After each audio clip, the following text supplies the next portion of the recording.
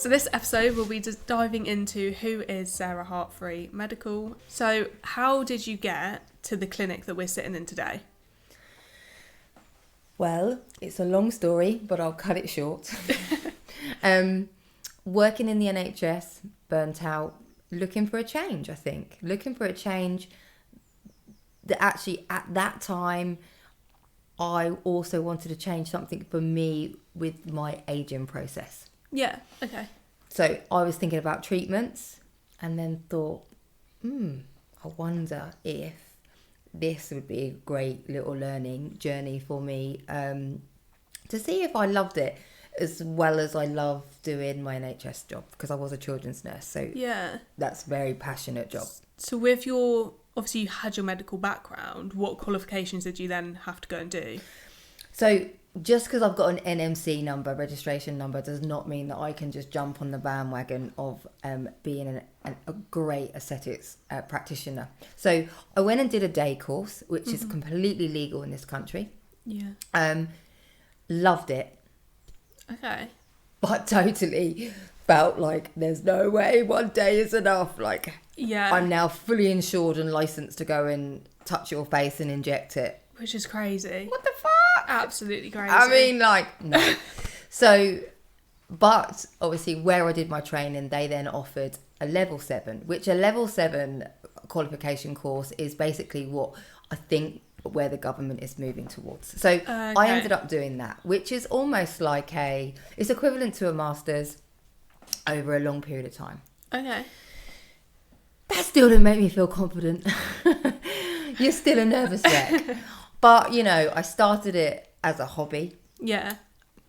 That hobby then kind of moved to part-time. Yeah. And then eventually I took the plunge and left the NHS and did it full-time. So this was at home in a clinic? It was at home in a clinic, completely, you know, very professional, but yeah, at home. And then over time, I obviously managed to be in this amazing, beautiful building, having what I would call a proper clinic. You know, I do courses every month. My patients take the mickey out of me all the time. I'm always on a train going somewhere. Yeah.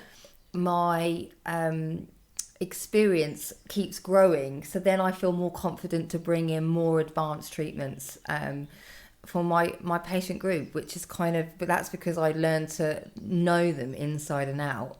Yeah. And also I'm at an age where I'm also experiencing it all. So who would have thought I'm now doing menopause training, you know? Yeah. I never ever thought that would happen back then. But I've loved it, you know. I cry all the time and I get stressed all the time, but you know, I absolutely love it. But my passion is continually to keep learning and bring it in. So that's kind of how it sounds. Really simple from there to here. Yeah, but it has not been. It has not been. Yeah. And that's my journey. And it will continue to stay like that. Learn. So from this podcast, people can expect you to kind of delve into like your journey a bit more in terms of the highs and the lows, and actually it's not a straightforward path, and people don't just arrive at a clinic one day and they own it and they make all this money, which is... Did you say all that money? Exactly what people think online, that it's a simple thing to do. Exactly. I mean, there are things that have changed, you know. My children, whose mum, you know, that's hard. That's really hard. But I believe what I'm doing is going in the right direction for my family plus my patients, which is also really, really important. So these podcasts are totally for that, for pure reality, passion, tears, and the key point of it is to learn. Yeah, and I think you're not just going to delve into your journey. There'll also be episodes on like the industry as a whole and your opinion on it, and actually maybe other people's opinions on it, etc. Absolutely. You don't want to hear my voice every week. I'd like to be asking questions as well, and maybe asking those questions to some of these big companies that my patients would love to have that opportunity to, and I am that lucky girl that does, you know. Questions that people are a bit too afraid to ask. Yeah, absolutely. So I am really excited. Nervous always because of this imposter hat that I wear, but I think it'll be really great for people to see some home truths.